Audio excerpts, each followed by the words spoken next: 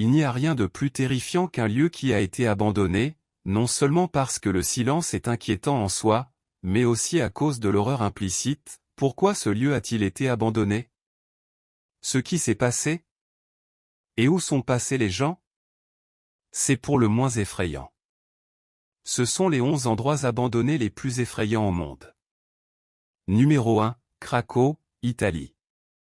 Comme mentionné dans l'introduction, il existe d'innombrables raisons pour lesquelles les gens restent à l'écart de certains lieux abandonnés. Dans le cas de Craco, en Italie, cela est dû à la sécurité publique, car la ville autrefois fière n'est plus ce qu'elle était. Craco a été initialement colonisée par les Grecs au VIe siècle avant J.C., bien que les tombes datent du 8e siècle avant J.C. Il suggère une incarnation plus ancienne, ce qui n'est pas surprenant, compte tenu des lacunes des archives et de la manière dont les différentes civilisations s'appuient les unes sur les autres. Comme de nombreux endroits dans le monde, la ville de Craco a grandi et diminué au fil des décennies, accueillant de nouveaux bâtiments, des améliorations et de nouvelles personnes. Elle a également été active pendant des périodes clés de l'histoire européenne, comme l'exode vers l'ouest. Cependant, ce sont les catastrophes naturelles qui l'ont laissée en déclin. Une série de tremblements de terre et de glissements de terrain ont lentement condamné l'endroit à devenir inhabitable. En 1980, la ville entière a été abandonnée et il ne reste aujourd'hui que des ruines. Cela ne veut pas dire que vous ne pouvez pas le visiter, car vous le pouvez, il vous suffit d'être prudent car l'endroit est en train de s'effondrer à cause de l'exposition à la nature depuis environ 40 ans. Pourtant, grâce à son aspect époustouflant sous sa nouvelle forme, vous verrez occasionnellement la ville être utilisée pour des films, dont La Passion du Christ. C'est pourquoi, même après son abandon, Craco continue de jouir d'une certaine renommée. Numéro 2, Hôtel del Salto. Le spot suivant était un cas de mauvais timing, de mauvais emplacement et tout simplement de malchance. L'hôtel del Salto a été construit près de la rivière Bogota en Colombie et était destiné à être l'un des hôtels les plus exotiques de la région. Pendant un certain temps, cet objectif a été atteint, car c'était un endroit agréable à visiter, à condition de ne pas voir d'esprit. Oui, il y aurait eu des fantômes qui parcouraient le domaine, car la cascade voisine était un endroit que les indigènes utilisaient pour fuir les conquistadors. De plus, la rivière elle-même a fini par être polluée, ce qui a donné envie aux gens de s'en éloigner encore plus. Avance rapide jusqu'à aujourd'hui, l'hôtel est toujours un musée, mais vous devez toujours y faire très attention si vous le visitez. Numéro 3, l'île de Poveglia. Comme je le montrerai tout au long de cette liste, l'histoire réelle d'un lieu peut parfois être bien plus terrifiante et horrifiante que n'importe quelle histoire surnaturelle que vous pouvez inventer. Et si vous ne me croyez pas, jetez un œil à un endroit encore isolé en Italie appelé l'île de Poveglia. Cette île a connu sa première infamie lors de la peste noire. Les personnes infectées par la maladie ont été emmenées sur l'île pour y être mises en quarantaine, et l'ensemble du lieu a ensuite été isolé en tant que zone interdite. Cela signifiait essentiellement que si vous étiez envoyé sur l'île, vous y étiez envoyé pour y mourir, et bien sûr, ils sont morts. Les corps ont été enterrés en masse sur l'île pour laisser la place aux autres victimes arrivées. Puis, comme si l'endroit ne pouvait pas devenir encore plus hanté, un hôpital psychiatrique a été installé sur l'île et de mauvaises choses ont commencé à s'y produire. De plus, un autre bâtiment fut construit sur l'île et d'autres incidents étranges se produisirent. Parfois, les gens ne comprennent tout simplement pas, n'est-ce pas? Quoi qu'il en soit, l'île a finalement été abandonnée, et malgré les plans visant à y installer des objets pour remplacer les anciens, cela n'a jamais eu lieu. Numéro 4, l'île aux poupées. L'histoire de l'île est aussi célèbre que l'île elle-même. Le gardien des lieux a trouvé un jour le corps d'une jeune fille noyée dans les eaux voisines et s'est senti hanté par son esprit, qui est resté là. Il a donc trouvé des poupées, principalement leur tête, et les a accrochées partout pour qu'elle ait de quoi jouer avec et qu'elle le laisse tranquille. Des années plus tard, le gardien est décédé exactement à l'endroit où il avait retrouvé le corps de la jeune fille. C'est assez effrayant, n'est-ce pas? Pour aggraver les choses, les gens croient désormais que plusieurs esprits visitent l'île. Les visiteurs affirment que la tête des poupées bouge et que leurs yeux les regardent toujours. Les poupées peuvent faire peur dans le bon contexte, mais celles-ci remportent le prix pour être terrifiantes. Numéro 5, les maisons en forme de dôme en Floride. Avant 2022, vous avez peut-être remarqué certaines maisons en forme de dôme au large des côtes de Floride, près de l'île de Cap Romano. Peut-être vous êtes vous-même demandé comment ils sont arrivés là. La réponse est qu'un retraité de l'industrie pétrolière nommé Bob a passé de nombreuses années à imaginer un projet de logement unique qui serait une sorte de maison de vacances pour lui. De toute évidence, il ne voulait pas construire un simple manoir, il voulait quelque chose d'unique et seulement à lui. Il a construit une maquette des maisons en forme de dôme sur sa propriété du Tennessee et a commencé à les construire sur pilotis dans les eaux au large des côtes de Floride.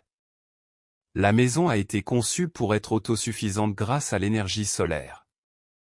Une fois les travaux terminés, Bob vivait occasionnellement dans la maison et, lorsque des tempêtes survenaient, les maisons en forme de dôme étaient conçues pour assurer sa sécurité. Cependant, cela n'était pas censé durer et lui et sa famille ont dû partir parce qu'ils ne pouvaient tout simplement plus y vivre. C'est là qu'intervient le dernier rebondissement. Vous vous souvenez de la façon dont j'ai dit que vous pouviez voir les maisons avant 2022? Eh bien, c'est parce que l'ouragan Ian les a traversées et les a submergées, ce que toute personne sensée aurait remarqué avant même qu'ils ne soient construits. Numéro 6. Villa EPQ1. Comme cela a été mentionné à plusieurs reprises, le désir d'attirer le tourisme dans une région conduit les gens à construire de grandes choses, comme cette villa en Argentine. La Villa EPQ1 était un lieu accessible depuis Buenos Aires. Lorsqu'elle était en activité, elle pouvait accueillir 5000 personnes, ni trop de monde ni trop désolé. Alors, qu'est-ce qu'il s'est passé?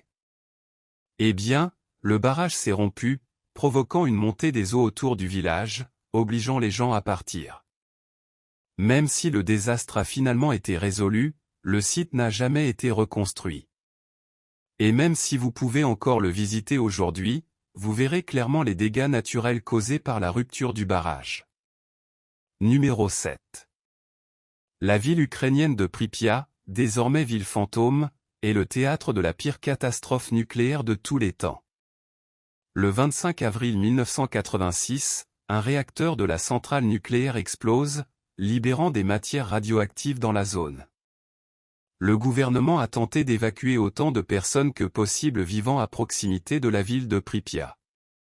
Au total, 335 000 personnes ont dû quitter leur domicile et une zone restreinte de 30 km de large a été créée, où elles ne pouvaient pas se rendre.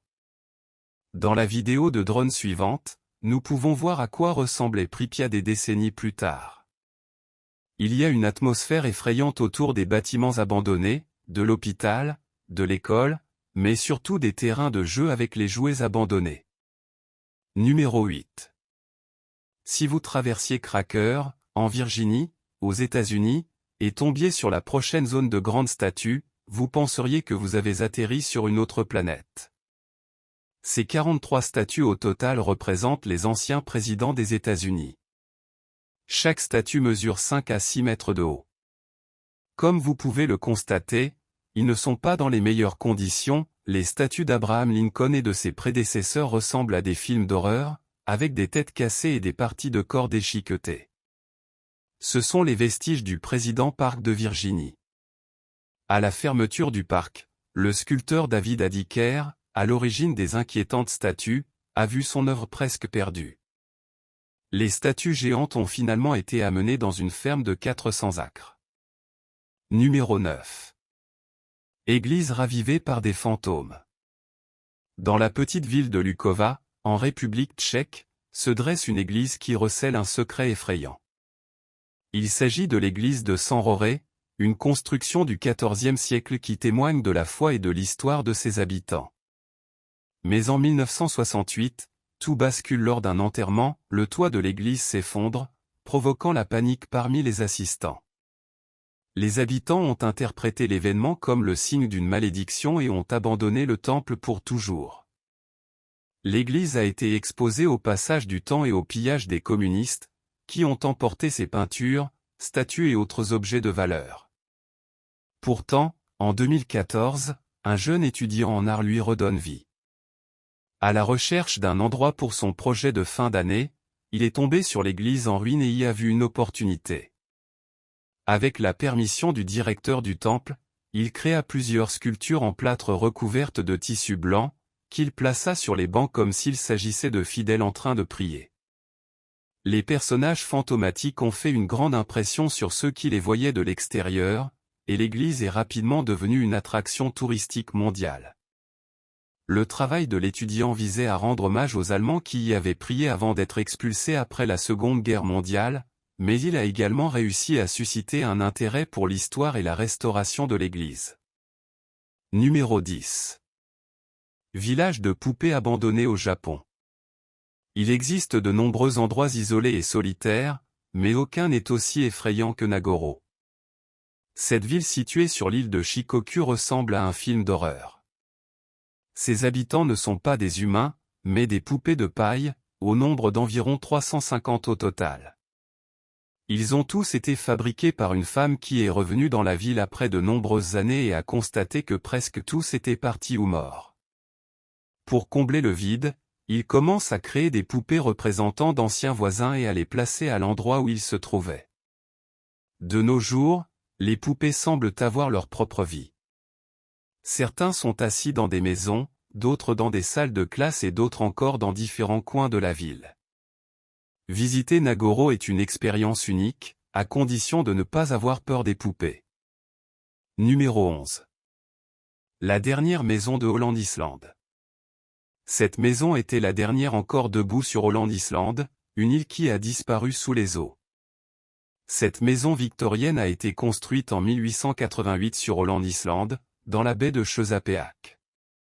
L'île doit son nom à son premier propriétaire, Daniel Holland, un colonialiste britannique. Personne n'y a habité jusqu'à la fin des années 1850, lorsqu'elle est devenue une communauté prospère de pêcheurs et d'agriculteurs. De nombreuses personnes ont vu le potentiel de l'île et au début du XXe siècle, Holland-Islande est devenue l'une des îles les plus peuplées de la région. Personne vivant sur l'île ne se doutait que sa maison serait bientôt engloutie par la montée des eaux. À cette époque, c'était une communauté prospère et personne ne pensait devoir abandonner sa maison. Ce n'est qu'en 1914 que certaines personnes ont remarqué que l'eau montait lentement et que le rivage s'érodait si rapidement. À leur arrivée, les pêcheurs décidèrent de s'installer sur le continent, mais certains tentèrent de sauver l'île. Malheureusement, tout cela fut en vain. En fin de compte, presque tout le monde est parti, mais en 1955, l'île a été achetée par Monsieur Stephen White, un pasteur de l'église qui pensait pouvoir sauver l'île ou du moins ce qu'il en restait. Il fit tout ce qu'il put pour stopper l'avancée de l'eau, mais le sort de l'île était scellé. En 2010, cette maison victorienne s'est finalement effondrée et a succombé aux intempéries et à l'érosion.